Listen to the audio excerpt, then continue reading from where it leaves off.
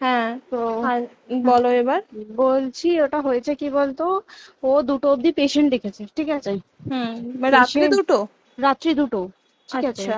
2টো অবধি পেশেন্ট ডেকেছে, দেখে রুমে এসে অনলাইনে অর্ডার করে 4জন বন্ধু মিলে খেয়েছে, ডিনার হুম। করেছে। হুম। করে ও খুব টায়ার্ড ছিল, যেহেতু 36 ঘন্টা ডিউটি ছিল, হুম। টায়ার্ড ছিল। ও কি করেছে, ওই সেমিনার রুমে গিয়ে হুম। শুয়ে পড়েছে একটা রেড কালারের ব্ল্যাঙ্কেট ঢাকা দিয়ে। হুম। কিন্তু তারপরে মানে সেমিনার রুমে এমনি কি তোমাদের ওরকম সেমিনার রুমে টুমে ঘুমানো হয়? মানে আমি যদিও কোনো আইডিয়া নেই, ওই জন্য জিজ্ঞেস করছি। না, এবার একটা রেসিডেন্টাল ডক্টর রুমস থাকেই, আচ্ছা। বুঝতে পেরেছিস, তারপরেও সেমিনার থাকে। এবার হুম। সেমিনারে একটা বেড থাকে, আর আচ্ছা। ডক্টরস রুমে 2টো 3টে যেরকম বড় ঘর হবে সেরকম বেড পাতা থাকে। আচ্ছা। আচ্ছা। মেনলি ডক্টরস রুমে শোয়ার কথা, ঠিক আছে। হুম। হয়েছিল কি, ওকে বডিটা পাওয়া গেছে সেমিনার রুমে, হুম। কিন্তু ঘুমাচ্ছিল ডক্টরস রুমে। যে হুম। রুমটা তোর এখন ভাঙা হয়েছে, দেখেছিস রুমটা ভেঙেছে, হুম। হুম। হুম। হুম, একটা ভিডিও ঠিক দেখছিলাম। বাথরুমের পাশেই, হুম। ঠিক আছে, মানে বাথরুমটাকে অজুহাত দিয়ে হুম। ওই রুমের দেয়ালটা ভেঙে দিয়েছে। অ্যাকচুয়াল কাণ্ডটা ঘটেছে তোর ইয়েতে, ওই রুমটার ভেতরে, ডক্টর রুমে? ডক্টরস রুমে। ডক্টরস রুমে ঘটনাটা ঘটেছে, ওই বডিটাকে তো ডক্টর ধস্তাধস্তি। রুমে ওই দিন আর কেউ ছিল না, খালি মানে অনলি ওই দিদিটাই ঘুমাচ্ছিল? হ্যাঁ, এবার তোকে আমি বলি, অন কলে নিশ্চয়ই একজন থাকবে না, ওরা হুম। জুনিয়র সিনিয়র মিলিয়ে থাকে, এমনকি থার্ড ইয়ার একজন থাকবে, সেকেন্ড ইয়ার একজন থাকবে, হুম। প্লাস ফার্স্ট ইয়ারের ইন্টার্নশিপরা যারা থাকে তারা ইন্টার্নরা থাকে। হুম। আর চেস্ট এমন একটা ওয়ার্ড হচ্ছে, কোভিড এর পর থেকে প্রায় হামেশাই সবার শ্বাসকষ্ট হচ্ছে, মানে আসছে মানেই শ্বাসকষ্ট হচ্ছে। হুম। আর চেস্ট ওয়ার্ড আর চেস্ট মেডিসিন দুটোই হুম। পাশাপাশি ওয়ার্ড, হুম। ঠিক আছে। হুম। তো কেউ কি শুনতে পায়নি? কেউ শুনতে পায়নি। হ্যাঁ, ওটাই তো আমি ওই দিনকে ওটাই ভাবছিলাম এবার যে। দেখ, ধস্তাধস্তি করাতে একটা নিশ্চয়ই চিৎকার হয়, একটা ভাইলেন্ট হয়, হুম। হুম। বুঝতে পেরেছিস। হুম। তারপরে আবার কি, যে 4জন ওর সাথে খেয়েছে তারা কোথায়, তারা কেন মিডিয়ার সামনে আসছে না? হুম। তাই ঠিকই তো, তো। তারা কেন আসছে না? তোমার ওই এক- দিন ডিউটি ছিল না রাতে? ওই দিনকে আমি নাইটে ডিউটি করছিলাম। আচ্ছা। আমি নাইটে ডিউটি করে এসেছি, আমার লাস্ট নাইট ছিল। তো হুম। আমার তো 3 দিন নাইট থাকে, তিন হুম। দিন নাইট থাকার পর লাস্ট নাইট ছিল, লাস্ট নাইটের পর বুধবার আমার লাস্ট নাইট, বুধবার রাতে ঘটনাটা ঘটেছে। হুম। আমি বাড়িতে এসেছি, রীতিমতো বাড়িতে এসে শুয়ে পড়েছি। 3টের সময় আমার কাছে ফোন এসছে যে সবাইকে ডেকে পাঠিয়েছে, ইমিডিয়েট আয়। হুম। তখন গিয়ে দেখি আরজি করে এই অবস্থা, পুরো গোটা হাসপাতালকে ডেকে পাঠিয়েছিল। গিয়ে দেখি পুলিশে পুলিশ ছয়লাভ, মানে। আর ওকে যেভাবে, আমি তো বডিটা দেখেছি রে, মানে আমাদের হুম। এখনো পর্যন্ত চোখ থেকে নামছে না।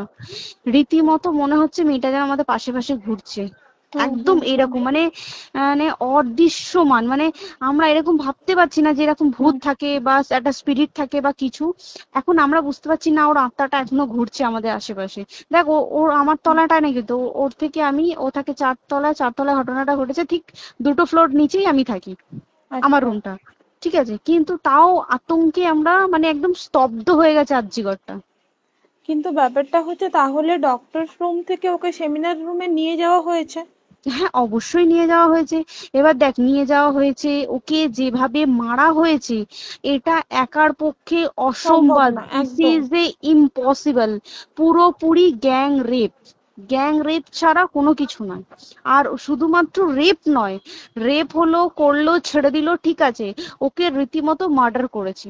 মানে বে- মানে হিসেব মতো যা বুঝছি মানে তোমার কথাতে, হ্যাঁ, ওটা হচ্ছে ওর ওই বন্ধু বান্ধবও মেবি ইয়েস, জড়িত। এক্স্যাক্টলি।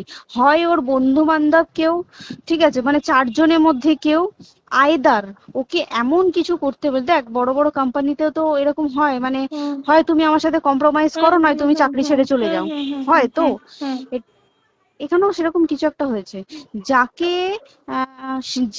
যে ক্রাইম করেছে, সেও কিন্তু নর্মাল ডক্টর নয়, কিন্তু সেও একটা ভালো পোস্টে র্যাঙ্ক করছে, বুঝতে পেরেছিস, তবেই কিন্তু পুরো ব্যাপারটাকে হসপিটাল চেপে যেতে চাইছে, পুরো ব্যাপারটাকে। তাহলে এই সিভিক যে, ও কোথা থেকে আসছে?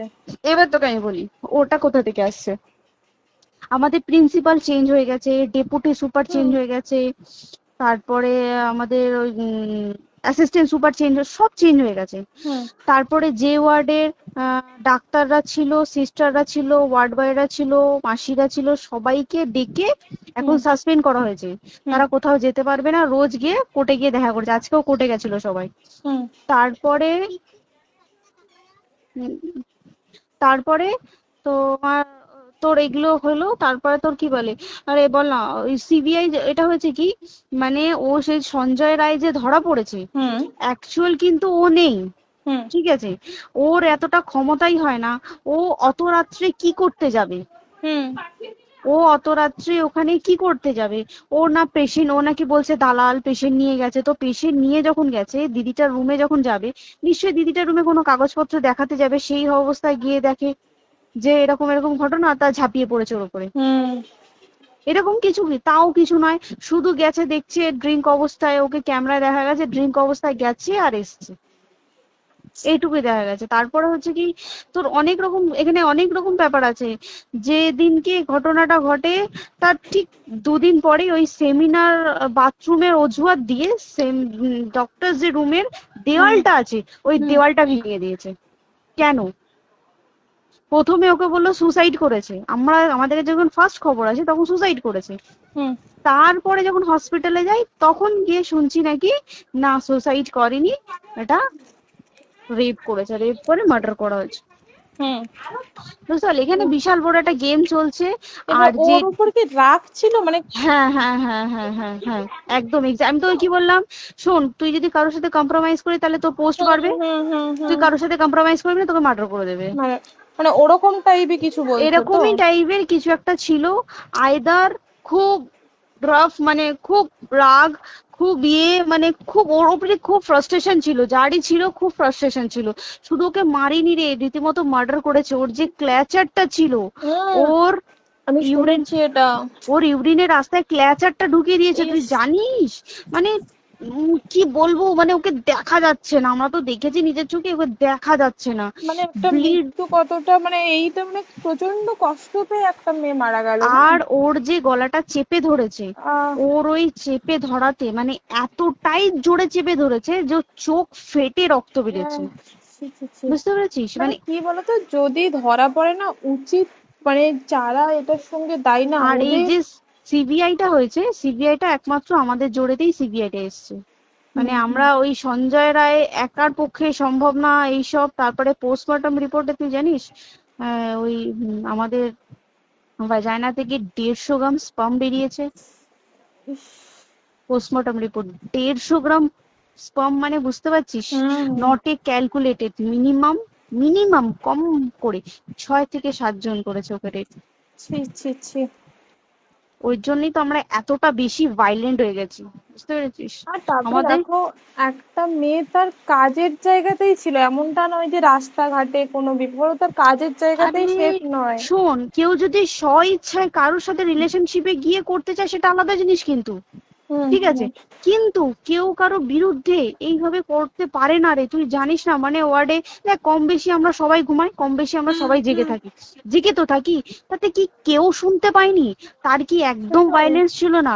যদি কেউ না শুনতে পারে তাহলে ওর খাবারে কেউ কিছু মিশিয়েছিল, হুম তাই কি না? হুম হুম সেটাও পোস্টমর্টম রিপোর্টে মানে লিক করছে না, যে কেন খাবার খাবার ও তো খাবারটা খেয়েছিল, সেটা তো নিশ্চয়ই পেটেই ছিল, পেট থেকে হুম তো বমি করে বের করে দেন, সেটা হুম তো ফরেনসিক রিপোর্টে কিছু বলবে। হুম আর তুই জানিস না, দেনার দেন মানে, ধর পোস্টমর্টম রিপোর্ট আসতে 3 দিন সময় লাগে, হুম ও যেদিনকে মরেছে ঠিক তার পরের দিনকে বিকালবেলা পোস্টমর্টম রিপোর্ট বার করে দিয়েছে, মানে বডি বার করো আর পোড়াও, হুম 10 সেকেন্ডের মধ্যে ওর বাড়িতে নিয়ে গেছে, তারপরে বডি পুড়িয়ে দিয়েছে। মানে কি বলবো, হসপিটাল, মমতা ব্যানার্জি, সবাই মানে তৃণমূল প্রত্যেক সবাই হুম এটাকে পুরোটাই কেসটাকে চাপা দিতে চাইছে, পুরোটা পুরোটা। তবে তুই ভাব, যে মানুষটাকে এত ক্ষতবিক্ষত ভাবে মেরেছে, তাকে অভিষেক ব্যানার রেপ কি কলকাতায় প্রথম হলো? নয়, হুম বিভিন্ন জায়গায় বিভিন্ন ভাবে রেপ হয়েছে, হুম ধরা পড়েছে, ফাঁসি হ্যাঁ হয়েছে কি হুম জেল হয়েছে। হুম অভিষেক বন্দ্যোপাধ্যায় কেন বললো জাস্ট এইট তোর কি বলে এনকাউন্টার করতে? মানে কি, সঞ্জয়কে যদি এনকাউন্টার করে পুরো কেসটা চাপা পড়ে পুরো যাবে, কেসটা চাপা পড়ে যাবে একদম। স্টুডেন্টরা ঠান্ডা হয়ে যাবে, হুম হুম আর আমরা সেটা মানবো না, আমরা সেটা হতেই দেব না। তাতে যদি চাকরি মানে আর্যিকরটাকে সিল করতে হয় তাতেও আমরা রাজি আছি, সিল করে দেওয়া হোক আরজিকর, সিল করে দেবে মনে হচ্ছে যদি ঠিকঠাক ভাবে। এবার ওই জন্য আমাদের দাবিতে সিবিআই এসছে। এবার তুই একটা কথা বল, যখন দেখতে পাচ্ছে মমতা ব্যানার্জি যে কলকাতা পুলিশ আমাদের জন্য কিছু করতে পারছে না, আমরা কিছু মানতে পারছি না, 7 দিন ধরে বার করতে পারছে না, হুম তাহলে সেটা 2-3 দিনের মধ্যে কেন হ্যান্ড ওভার করে দিল না? হুম তাই তো। তাই কি না? তারপরে দেখ পিডব্লিউডি ওটা লো পোস্টের মানুষ, মানে যারা ভাঙচুর করে, মানে সিমেন্টের যারা কাজ করে তাদেরকে হুম পিডব্লিউডি বলে। হুম এবার পিডব্লিউডির নিশ্চয়ই হায়ার অথরিটি থেকে অর্ডার এসছে তবেই ওরা গিয়ে ভেঙেছে। ওরা হুম নিশ্চয়ই পাগল নয় দুম করে গিয়ে কোনো গভর্নমেন্ট প্রপার্টি ভেঙে দেবে। হুম অর্ডারটা কে পাস করলো যে এখনই চেস্ট ওয়ার্ডটাকে ভাঙতে হলো? সিবিআই আসা পর্যন্ত অপেক্ষা করতে পারতো। কারণ আজকে অত বড় বিক্ষোভ হবার কারণ কি হচ্ছে? একটাই কারণ, যে মেয়েটি মারা গেছে ঠিক আছে, কিন্তু তাকে এত বেশি মলেস্ট করে, এত বেশি রেপ করে বা বেশি ওকে মেরেছে, তার কি কোনো প্রতিবাদ নেই? তুই কোথায় সেফ পাবি তুই আমাকে বল? তুই ধর চাকরি ছেড়ে, আজকের সরকারি চাকরি ছেড়ে তুই প্রাইভেটে যাই, প্রাইভেটেও তো তাই একই কোথাও না, অবস্থা। একদম একদম। প্রাইভেটেও একই অবস্থা। তুই কোনো চায়ের দোকান খুলে বসবি, অনার্সশিপে তুই বসলেও তাও এসে তো হাজার ছেলেরা থাকে, হুম হাজার ছেলেরা টিজ করে। তুই কোথায় কি করবি? তাহলে আমাদের সেফটি কোথায়? আমাদের মুখ্যমন্ত্রী মমতা ব্যানার্জি সে একটা লেডি হয়ে তাহলে আমাদের কি সেফটি দিয়েছে? আমাদের কি লক্ষ্মী ভান্ডার দিলে this is a problem solve? পুরো মাসের আমাদের কি সব খরচা চলে যায় লক্ষ্মী ভান্ডারে? জানি না, আই ডোন্ট নো। মানে আমরা প্রচুর ক্ষেপে আছি, প্রচুর। মানে এর বিচার না চাওয়া পর্যন্ত তা তুই ঠিকই তো। ভেবে চল কি এটা সলভ হবে না। আমরা মানে বিচার আমি নিয়ে আমি কথা বলবো। 2 দিন ধরেই ভাবছিলাম তোমাকে ফোন করবো, কিন্তু মানে এটা ওটাতে হয়ে উঠছে না। আর তোমাকে তো হুম। আমি ওই দিন রাতেই হোয়াটসঅ্যাপ করলাম না। হ্যাঁ হ্যাঁ এবার হ্যাঁ তখনই না আমি ব্যাপারটা অতটা বুঝতে পারিনি, আর আমার তার পরের দিনই ভোরবেলা ডিউটি। তা হ্যাঁ। আমি খুব তারপর সাবধানে থাকিস রে, আর খুব বলো না, সাবধানে না না। থাকিস। হ্যাঁ তাই তো, এখন মানে আর তোমরাও সাবধানে থাকো কি সবাই। বলবো বল, কিছু বলার নেই। দেখ আমাদের মধ্যবিত্ত মানুষরা আমাদের চাকরি করে খেতেই হবে, সোজা কথা। একদম একদম। তাই কিনা বল? বাবার এত হুম পুঁজি নেই যে বসে অত, বসে খাবো। ঠিক আর আছে। সেই মেন্টালিটিও নেই। পুঁজি হ্যাঁ যদিও থাকে, মেন্টালিটিও নেই হ্যাঁ যে এবার বাবার তুই, পুঁজিতে খাবে। এবার একটা কথা তুই বল, চাকরিটা কোথায় গিয়ে করবো তুই একটা বল? কোন সেটাই। স্টেটে গিয়ে চাকরি করবো তুই আমাকে বল? ওই যেমন, মানে এটা হয়তো আমার মা যেমন বাড়িতে থেকে 7টার মধ্যে ঢুকে যাও, দিদিকে তো ধরো অনেক রাত অব্দি 9টা, 9:30 10টা অব্দি ল্যাবে থাকতেই হয় না। এবার তুই কি করবি কি বল, কি করবে করবি? বলো তো, এখন নেই। কিছু করার আছে? দেখ ল্যাবেও তো সব ছেলেরা আছে, ছেলে হ্যাঁ আছে মেয়ে আছে। তুই একদম। কাকে বারণ করবি? তুই কাকে বিশ্বাস করবি? তুই বল। তুই ধর কলিগদের সাথে খেতে বসেছিস, ঠিক আছে, তোর টিফিনটা যদি কেউ চাইলো তুই তাকে না দিয়ে পারবি? না একদমই, আর কার মনে যে কি আছে সেটাই তো কি খুব বলবি সমস্যা। বল? এবার তুই বল খাবারটা যে খাবি, তোর টিফিন কেউ চাইলো বা তোকে যদি কেউ বললো কে একটু একটু খা, যেমন আমরা শেয়ারে হয় স্কুলে হ্যাঁ যেটা আমাদের আমাদেরও শিখে হয়, এসেছি, যেটা হ্যাঁ স্বাভাবিক, এটা সবারই এটা তো হয়। স্বাভাবিক। তুই বল তাতে যদি এরকম অবস্থা হয় তাহলে কি করবে মানুষ, তুই আমাকে বল। আজকেও তো তাই আমাদের দেখ না, 11টা থেকে আমাদের তোর ক্যান্ডেল দিয়ে হোয়াইট ড্রেস হুম। পরে সব শ্যামবাজারে একতা হবে। এখন আবার বৃষ্টি শুরু হয়েছে, কে জানে বৃষ্টি, কি প্রচুর বৃষ্টি শুরু হলো। কি হুম, হবে জানি না আমি। ঠিক আছে গো, টাটা। হ্যাঁ হুম চল টাটা। হুম হুম হুম। হুম হুম।